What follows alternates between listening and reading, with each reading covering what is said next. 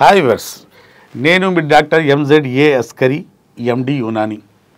నేను Nandamuri Taraka Ramarao health university of Vijayawada నుండి MD చేశానండి యునానీలో. దాదాపు 31 ఇయర్స్ నుండి నేను హైదరాబాద్లో నాంపల్లిలో ప్రాక్టీస్ చేస్తున్నాను.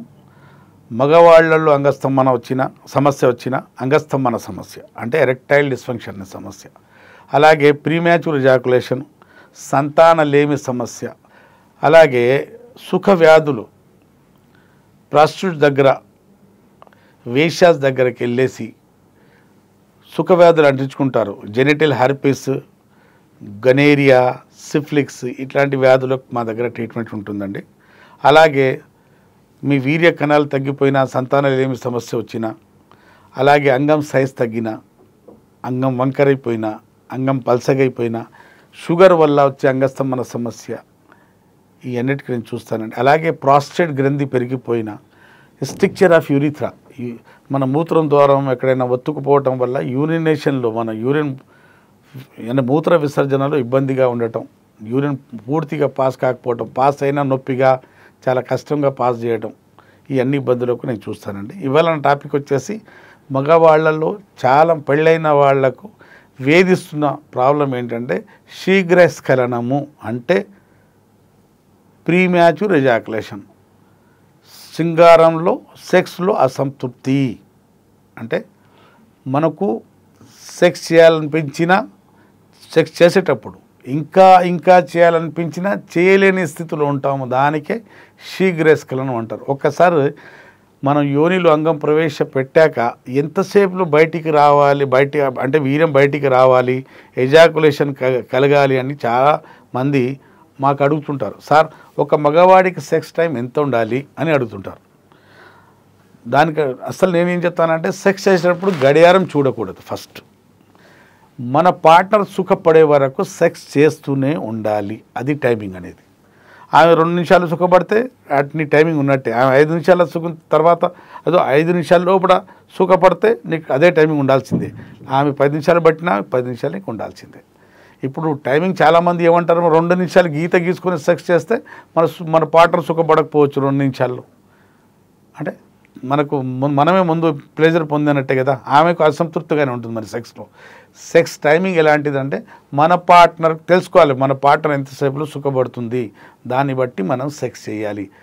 అసలు సెక్స్కి 3 భాగాల్లో పంచాలి. ఇప్పుడు నేను చెప్పేది ఏంటంటే, అసలు శీఘ్రస్ఖలనం అనే సమస్య ఎందుకు వస్తుంది.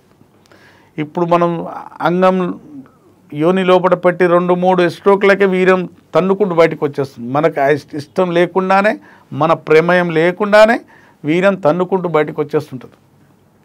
అదే చూడండి, మనకు మూత్రం వచ్చినా ఆపుకోగలుగుతాం. మనం ఎక్కడున్నా, మీటింగ్లో ఉన్నా, బస్సులో ఉన్నా, మనకు మలం వచ్చినా ఇది వచ్చినా ఆపుకోగలుగుతాం. మనం ఎక్కడ మీటింగ్లో ఉన్నా, బస్సులో ఉన్నా, కారులో ఉన్నా, ట్రైన్లో ఉన్నా, ఇక్కడ ఆపుకోగలుగుతాం. కానీ సెక్స్ చేసేటప్పుడు మన వీర్యం మనకు ఇష్టం లేకుండా బయటికి వెళ్ళేటప్పుడు మనం ఆపుకోలేకపోతాము.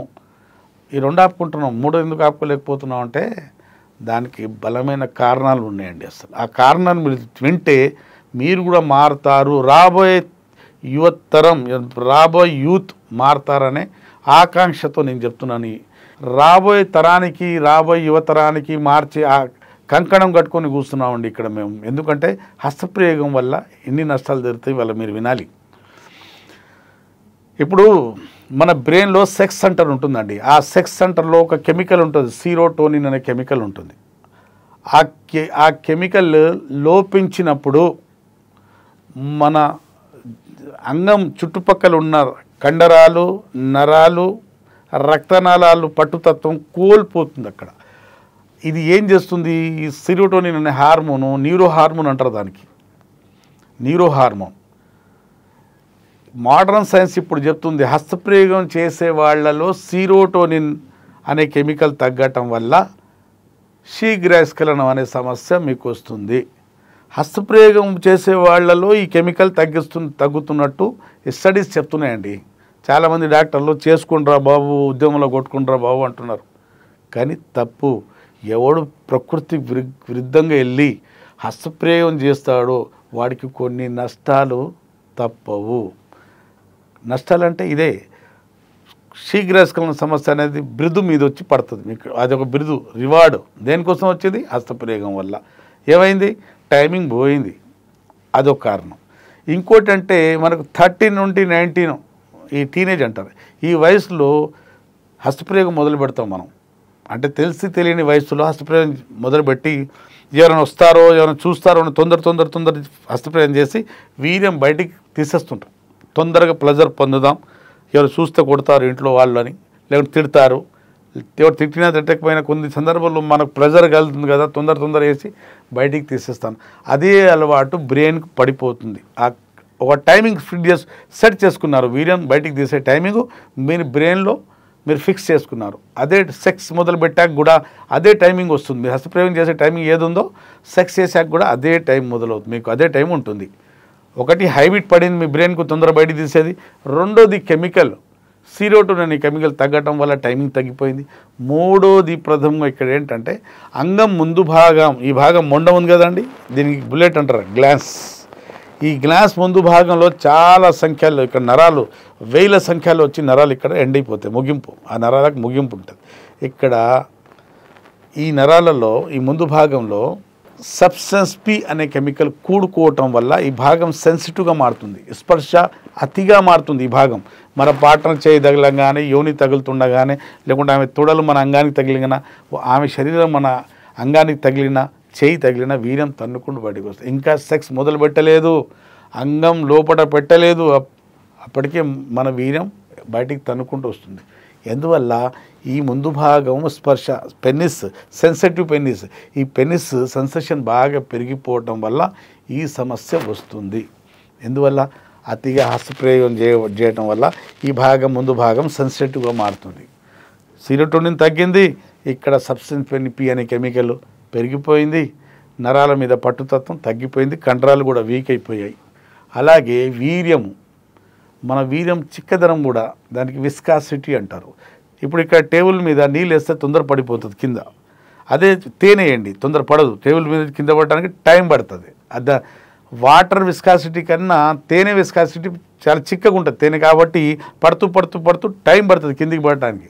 టేబుల్ మీద వేసిన వీర్యం చిక్కగా ఉన్నప్పుడు తొందర బయటికి రాదు.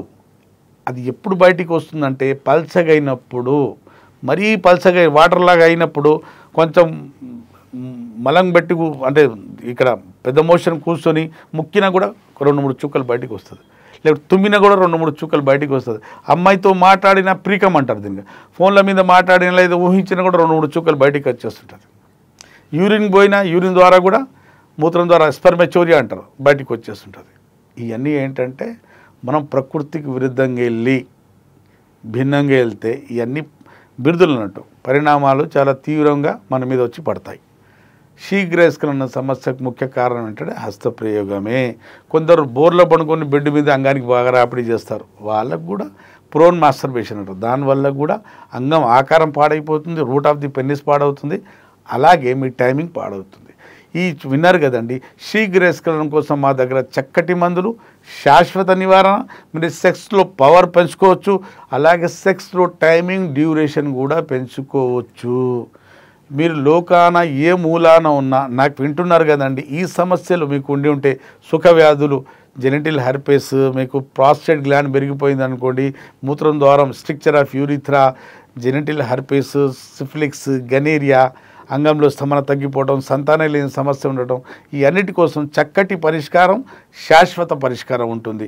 మీరు ఈ లోకాన ఏ మూలాన ఉన్నా ఈ నెంబర్కు పెయిడ్ కన్సల్టేషన్ తీసుకుని నాతో మాట్లాడి మందులు తెప్పించుకోవచ్చు, లేదా నేరుగా వచ్చి నాతో కలిసి ట్రీట్మెంట్ తీసుకోవచ్చు. అప్పటి వరకు నాకు సెలవు ఇవ్వండి. మీ డాక్టర్ అస్కరీ, ఎండి, యునాని.